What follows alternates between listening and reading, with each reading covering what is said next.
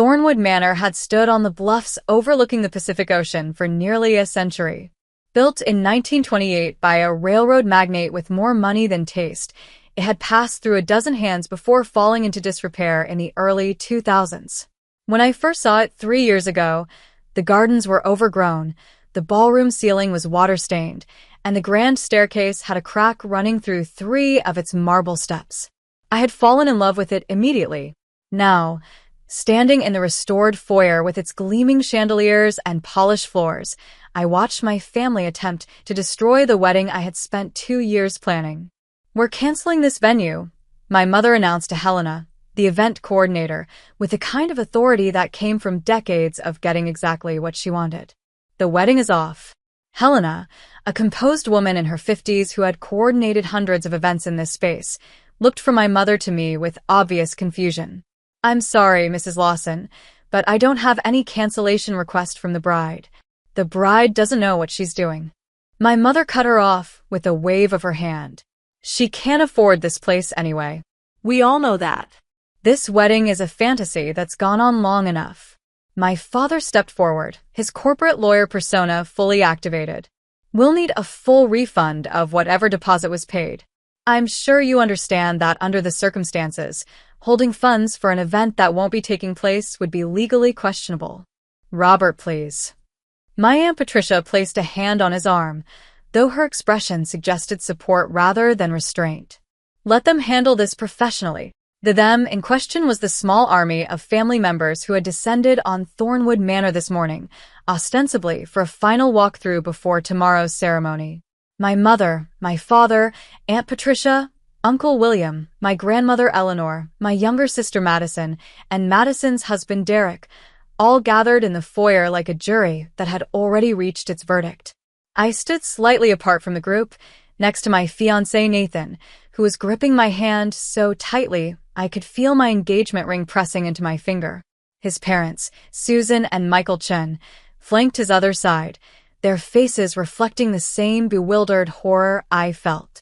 "Mrs. Lawson," Helena tried again, her professional smile showing strain.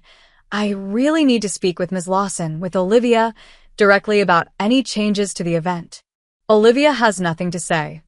My mother turned to look at me, her expression a mixture of pity and contempt that I had become intimately familiar with over the past 31 years. "Do you, sweetheart?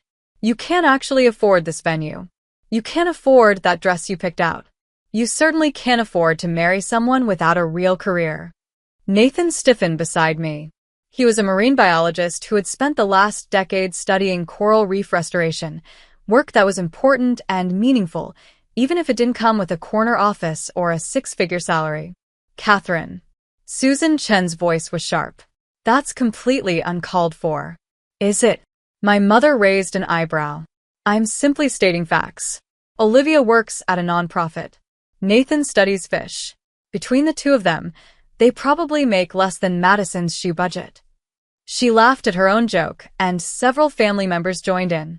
Madison, my younger sister by 4 years, smiled prettily.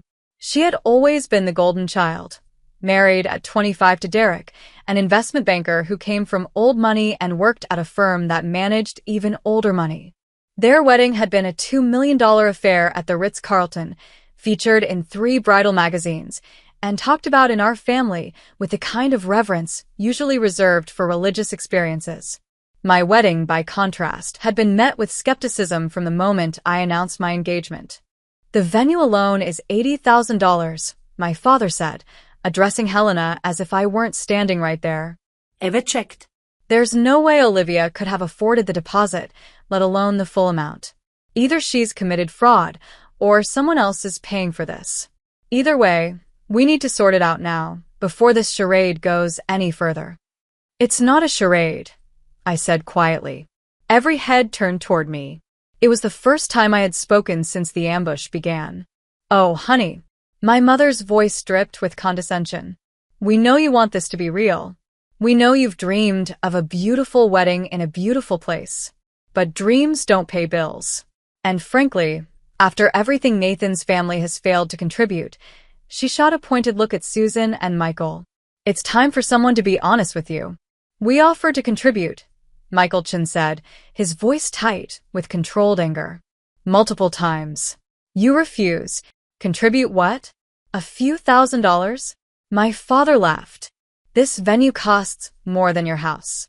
The insult hung in the air, ugly and deliberate. Susan's face went red. Nathan made a sound low in his throat, something between a growl and a word. That's enough. I released Nathan's hand and stepped forward, placing myself between my family and his. You don't get to come into my wedding venue and insult my future in-laws. Your wedding venue? Madison laughed. Live, please. You can barely afford your apartment. You drive a 10-year-old Honda. Last Christmas, you gave everyone homemade gifts because you couldn't afford real presents. I gave homemade gifts because I thought they were meaningful. You gave homemade gifts because you're broke. Madison examined her manicure with studied disinterest. Just admit it. This whole thing is some kind of elaborate delusion. Either that or you're in debt up to your eyeballs. Grandmother Eleanor, who had been silent until now, stepped forward with the aid of her silver-handled cane. At 83, she was still the family matriarch, her opinion carrying more weight than anyone else's. Olivia, dear. Her voice was gentle, which somehow made it worse. We're not trying to hurt you. We're trying to protect you. You've always been the dreamer of the family, head in the clouds, as your grandfather used to say. But there comes a time when dreams need to give way to reality. And what is reality, Grandma? Reality is that you can't afford this life. You work for a nonprofit that probably pays you in gratitude and good feelings. You're engaged to a man who plays with fish for a living. You've booked a venue that costs more than most people's houses. Something doesn't add up. Helena had been watching this exchange with growing discomfort. She caught my eye, a question in her expression. Do you want me to call security? I gave a tiny shake of my head. Not yet. So, what exactly is your plan here? I asked my family. You show up the day before my wedding, cancel my venue, and what? I just go home and forget the whole thing. You come home and let us help you sort out this mess, my mother said, as if this were obvious. We'll deal with whatever debts you've accumulated. We'll help you end this engagement gracefully. And then you can start over, maybe with someone more suitable. More suitable. Nathan's voice was dangerously flat. You mean someone with money? I mean someone who can provide for her properly. My mother didn't even pretend to soften the blow. Someone from a good family. Someone who didn't grow up in... Where did you grow up, Nathan? Some farming community in the Central Valley. My parents are teachers, Nathan said. They worked hard to give me opportunities. I'm proud of where I come from. Yes, well. My mother's dismissive tone said everything. Pride doesn't pay for Thornwood Manor. Catherine, that's enough. Susan stepped forward, her small frame rigid with anger. You've insulted my son, my husband, and our entire family. You've tried to cancel a wedding that isn't yours to cancel. And you've done all of this based on assumptions that you've never bothered to verify. What's there to verify? My father spread his hands. We know what Olivia makes. We know what Nathan makes. We know what this venue costs. The math doesn't work. Maybe your math doesn't work, I said. Maybe you don't have all the numbers. My mother laughed. Oh, sweetheart. What numbers could we possibly be missing? Did you win the lottery? Find buried treasure? Rob a bank? She glanced at the rest of the family, inviting them to share the joke. Please enlighten us. Where did the money come from? Before I could answer, Helena's tablet buzzed. She glanced at it, and something shifted in her expression, a flicker of understanding, or perhaps relief. If you'll excuse me for just a moment, she said. There's a call I need to take. She stepped away, but not far, just to the edge of the foyer, where she could still be heard if she spoke loudly enough. And speak loudly she did. Yes, sir. Yes, they're here now. The Lawson family, yes. A pause. No, sir, the bride hasn't authorized anything. They're claiming, yes, exactly. Another pause, longer this time. I understand completely. I'll let them know you're on your way. She ended the call and returned to the group, her professional smile now carrying a hint of something I could only describe as anticipation. The property owner has been informed of the situation, she announced. He's asked me to convey that no cancellations or changes will be made without the explicit written consent of the bride. He's also coming down to address your concerns personally. The property owner? My father's eyes narrowed. I thought Thornwood Manor was owned by some LLC. A development company. Thornwood Estate Holdings, Helena confirmed. The managing partner prefers to be involved personally when there are disputes. Phoenix. My mother drew herself up to her full height, which was considerable even without her heels. Let him come. I'm sure once he hears the situation, he'll understand that this wedding isn't going to happen. Regardless of whatever fantasy Olivia has constructed, the reality is that she can't pay for any of this. Mrs. Lawson. Helena's voice was carefully neutral. I'm not sure you fully understand the situation. I understand perfectly. My daughter has gotten in over her head, and now it's up to the adults to clean up the mess. She turned to me, her expression shifting to something that might have been sympathy if it weren't so laced with judgment. It's not your fault, Olivia. You've always wanted things you couldn't have, but wanting doesn't make it so. I was quiet for a long moment, looking at my mother, really looking at her. This woman who had given me life, but had never seemed to actually see me. Who had praised Madison's every accomplishment while dismissing mine as cute hobbies. Who had made it clear from childhood that success meant money, status, and marrying well, and that anything less was failure. You know what I've always wondered, Mom? I said finally. Why you never asked about my work. In 12 years at the foundation, you've never once asked what I actually do. You answer phones and plan fundraisers. We know what you do. I'm the executive director. I have been for 6 years. Before that, I was the director of programs. Before that, I was a program manager. I worked my way up, Mom, just like Dad always said people should. My father waved this away. Executive director of a tiny nonprofit is still just a nonprofit. You make, what, $60,000 a year? 70? That doesn't change anything. You're right. It doesn't change anything. I took a breath. Because my salary isn't how I paid for this wedding. Then how? The question was interrupted by the sound of footsteps on the grand staircase. Everyone turned to look. A man was descending, mid-30s, wearing jeans and a casual button-down shirt, his dark hair slightly disheveled. He moved with the easy confidence of someone completely comfortable in his surroundings. Because he was. Because this was his home. Because he was my brother. Sorry I'm late, Ethan said, reaching the bottom of the stairs. I was on a call with the London office. He nodded at Helena. Thanks for the heads up. My mother had gone very pale. Ethan? What are you doing here? I live here, Mom. Ethan crossed to stand beside me, draping an arm over my shoulders. Or did you forget that when you were trying to cancel Olivia's wedding?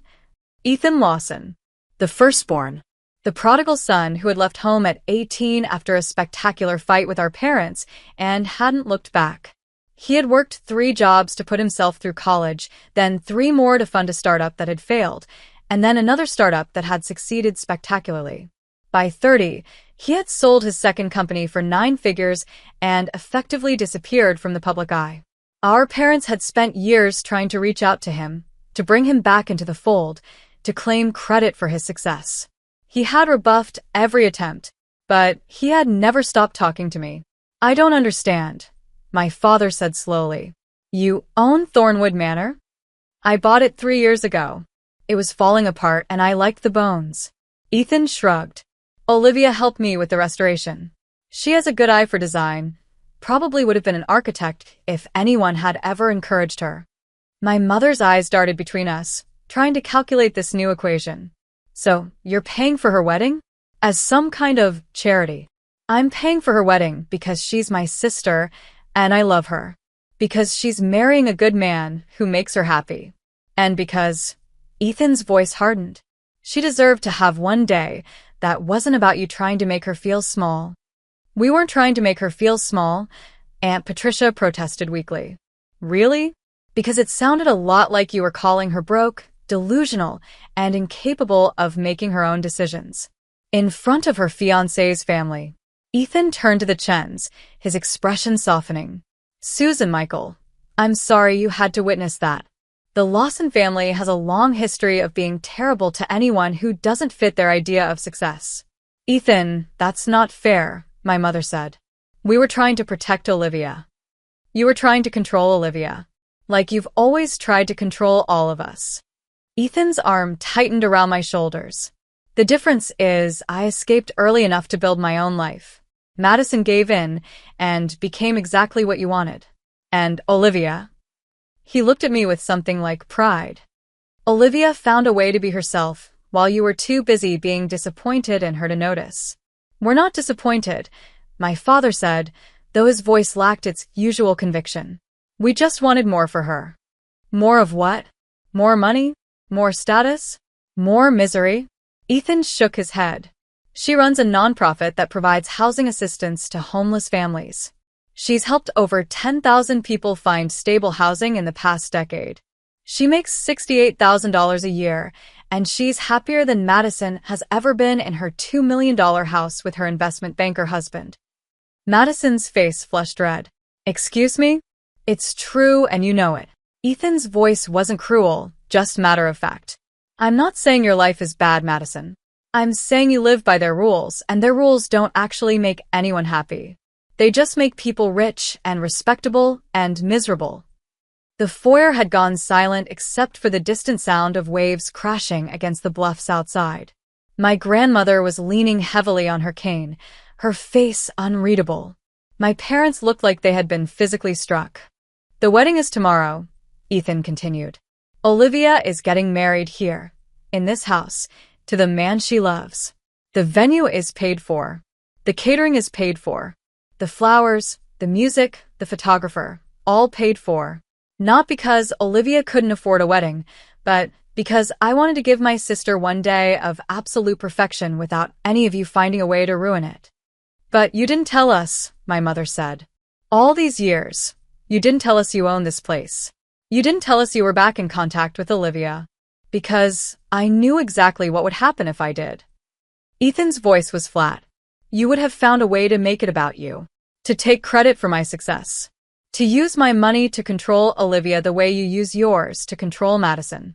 I stayed away to protect myself.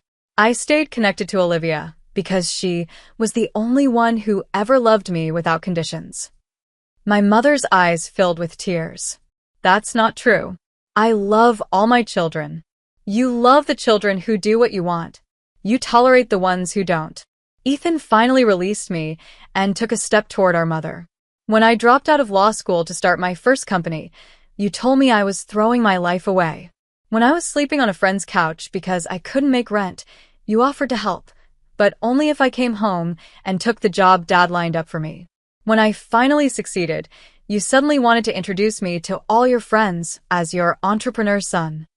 But you never actually cared about me. You cared about what I represented. That's not. My mother started, but Ethan cut her off. When's my birthday, Mom? She blinked. What? My birthday. When is it? A horrible silence stretched out. I watched my mother's face cycle through confusion, effort, and finally, a shame so profound it seemed to age her years and seconds. March 15th, she tried.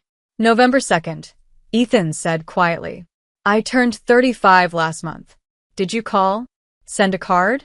You have my address. I know you do because you've sent your assistants to try to contact me at least a dozen times over the years. My mother had no answer. Olivia calls every year, Ethan continued. She sends a gift. She remembers my favorite foods, my favorite books, the name of my cat. She asks about my work because she's actually interested, not because she wants to tell her friends about it.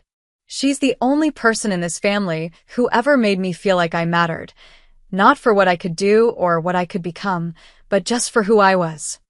I felt tears sliding down my cheeks. Nathan's arm came around me, steady and warm. So yes, Ethan said, his voice hardening again. I'm paying for her wedding. I'm hosting it in my home. And tomorrow, I'm going to walk her down the aisle, assuming Dad doesn't want the honor after today's performance. My father looked like he had been struck. I Of course I want to walk her down the aisle. She's my daughter. Then act like it. Ethan's voice brooked no argument. Tomorrow you will be here. You will be supportive. You will smile in photos and make pleasant conversation with Nathan's family. You will not make comments about money, about careers, about who deserves what. You will treat Olivia like the incredible person she is, and you will treat Nathan like the man who makes her happy. Is that clear? Another silence. Then slowly, my father nodded. Good. Ethan turned to Helena. Could you show the Lawsons to the guest cottage? I think everyone needs some time to cool down before the rehearsal dinner. Of course, sir. Helena's professional composure had fully returned, though I caught a hint of satisfaction in her eyes. If you'll follow me? My family began to move toward the door, subdued and uncertain. But Grandmother Eleanor paused, turning back to look at Ethan and me. I remember, she said quietly. Ethan frowned. Remember what? November 2nd. You were born during a storm. She smiled, something sad and soft in her expression. And Olivia used to save her allowance to buy you birthday presents. She would show me before she wrapped them, so proud of what she'd chosen. Grandma, I started. I know we've failed you both. She came closer, leaning on her cane. I know this family values the wrong things. I've known it for years, but I was too set in my ways to change anything. She reached out to touch Ethan's cheek, then mine. But I want you to know, I'm proud of you. Both of you. Not for the money or the manor or any of that. For staying kind. For staying true to yourselves. Ethan's composure cracked slightly. Grandma, walk her down the aisle tomorrow, Ethan. You've earned it. She patted my cheek gently. And you, my dear, have a beautiful wedding. You deserve it. She turned and followed the rest of the family out, leaving Ethan and me standing in the foyer with Nathan and his parents. Well, Susan Chin said finally, that was a lot. I laughed, a wet, shaky sound.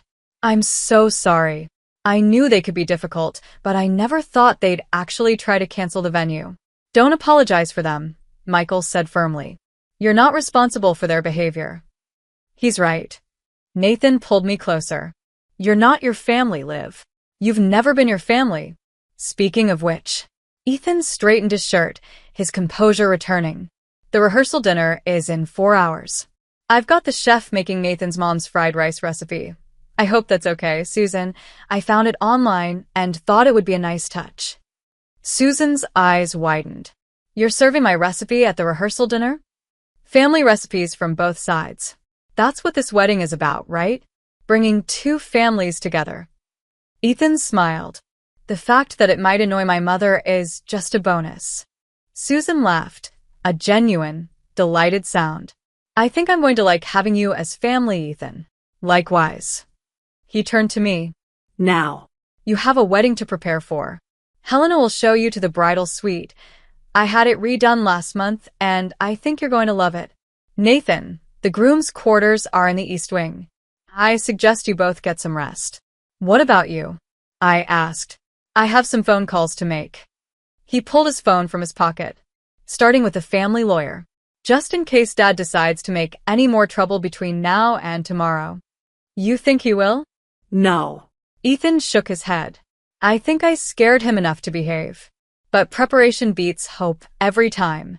He headed for the stairs, pausing halfway up to look back at me. Hey, Liv. Yeah, I meant what I said.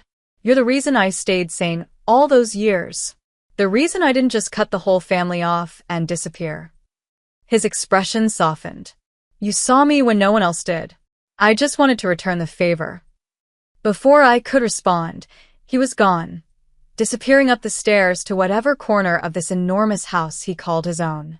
Nathan squeezed my hand. Your brother is something else. He really is. I wiped my eyes with my free hand. I still can't believe he bought this place.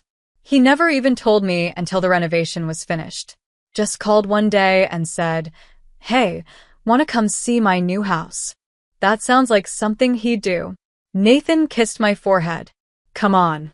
Let's go see this bridal suite. I have a feeling tomorrow is going to be a very long day. The wedding was everything I had dreamed it would be, and nothing like my family had expected. The ceremony took place on the bluff, with the Pacific Ocean crashing against the rocks below and the setting sun turning the sky into a canvas of orange and gold. Ethan walked me down the aisle, his arms steady under mine, and when he handed me off to Nathan, I saw tears in both their eyes. My parents sat in the front row, their expressions complicated, but their behavior impeccable. Whatever Ethan had said to them during the hours between our confrontation and the ceremony, it had worked. My mother even managed to smile when Nathan stepped on the glass at the end of the ceremony, a nod to his Jewish heritage that we had incorporated into the otherwise secular service. The reception was held in the restored ballroom, with its soaring ceilings and crystal chandeliers. Susan Chen's fried rice was served alongside my grandmother's pot roast recipe and Nathan's aunt's famous spring rolls.